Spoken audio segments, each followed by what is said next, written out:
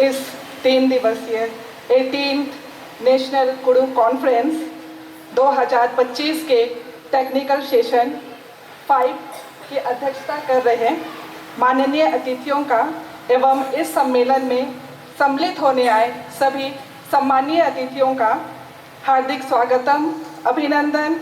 जय धर्मे, जय जोहार।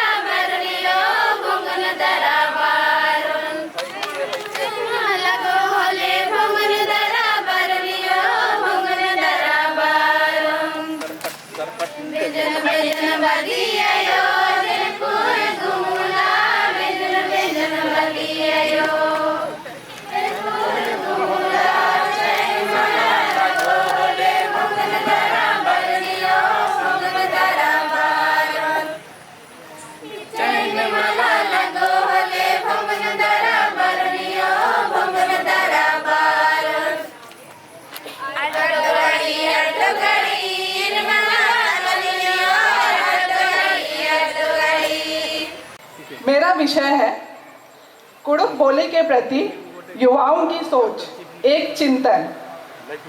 भाषा या बोली केवल बोलने का माध्यम नहीं है, बल्कि यह हमारे संस्कारों की पहचान है, हमारे संस्कृति की पहचान है और सबसे बड़ी बात हमारे पहचान का आधार है। बोली या भाषा सिर्फ शब्दों का मेल नहीं है, बल्कि यह वो धागा है जो हमें हमारे पूर्वजों से जोड़ता है और हमारी परंपराओं को बनाए रखता है। हर बोली में अपने गांव, अपने क्षेत्र की खुशबू होती है और हर शब्द में अपनी संस्कृति की आत्मा बसती है।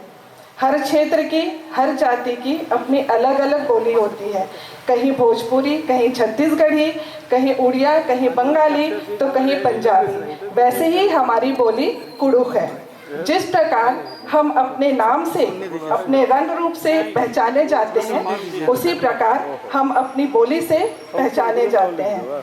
इन बोलियों में एक ओर जहाँ दादी नानी की कहानियों की मिठास है, तो दूसरी तरफ यह हमारे लोकगीत और लोक नृत्य की आत्मा है। लेकिन आज के समय में हम देख रहे हैं कि हमारे समुदाय के लोग, खासकर युवा वर्ग, अपनी बोली बोलने में झिझकते हैं। आजकल के बच्चे अंग्रेजी बोलना गर्व की बात समझते हैं, पर अपनी मातृभाषा बोलना, अपनी बोली बोलना उन्हें अच्छा नहीं लगता।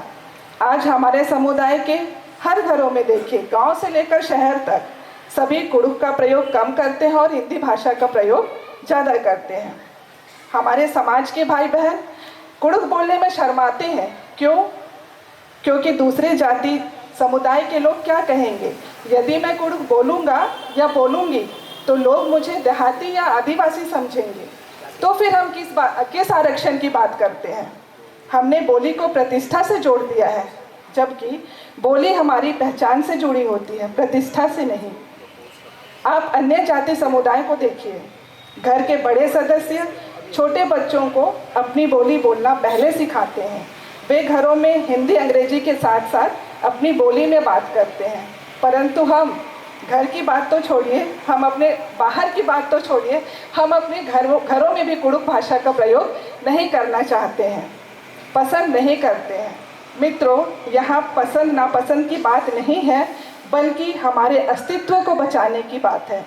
मैं अपने घर का ही उदाहरण दूंगी। मेरे 2 बच्चे हैं और मैं खुद अपने बच्चों से कुडुख में बात नहीं कर पाती हूँ।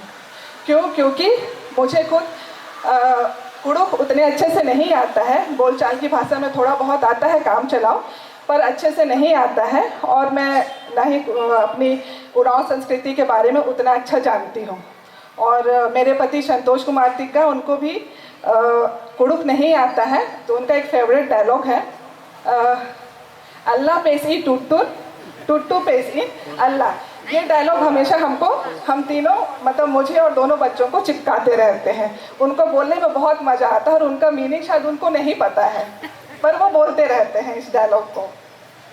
साथियों, मेरा बताने का यही मतलब है कि यदि हम अपनी बोली को नहीं बचाएंगे तो आने वाली पीढ़ियाँ हमारी कहानियाँ, हमारे लोकगीत, लोक नृत्य और हमारी भावनाओं से अनजान रह जाएंगी।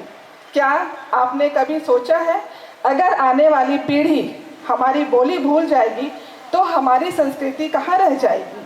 बोली कभी नहीं मरती, परंतु लोग उसे छोड़ देते हैं, और जब लोग अपनी बोली छोड़ देते हैं तो धीरे धीरे अपनी पहचान भी खो देते हैं। और मैं इस संबंध में अपना खुद का उदाहरण दूंगी। मैं कॉलेज की पढ़ाई कर रही थी, तो कॉलेज में राष्ट्रीय सेवा योजना, जिसे NSS भी कहते हैं शॉर्ट फॉर्म में, तो उसकी सदस्यता मैंने ग्रहण किया था।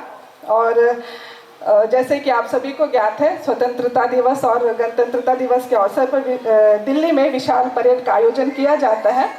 तो NSS के छात्र छात्राओं को उस परेड में शामिल किया जाता है। तो प्रत्येक स्टेट से परेड के लिए NSS के छात्र छात्राओं का सिलेक्शन कर उस परेड में भेजा जाता है। तो उसी चयन प्रक्रिया में मुझे भी भेजा गया। मैं परेड में सेलेक्ट हो गई और तत्पश्चात फिर इंटरव्यू लिया जाता है। जो परेड में सेलेक्ट हो जाते हैं उनका, तो फिर मुझे भी इंटरव्यू के लिए बुलाया गया। अंबिकापुर की बात है। तो इंटरव्यू के लिए बुलाया गया। मैं अंदर गई। सबसे पहले तो उन्होंने परिचय पूछा, मैंने अपना परिचय बताया। उसके बाद में कुड़ुख में मुझसे सवाल पूछा जाने लगा।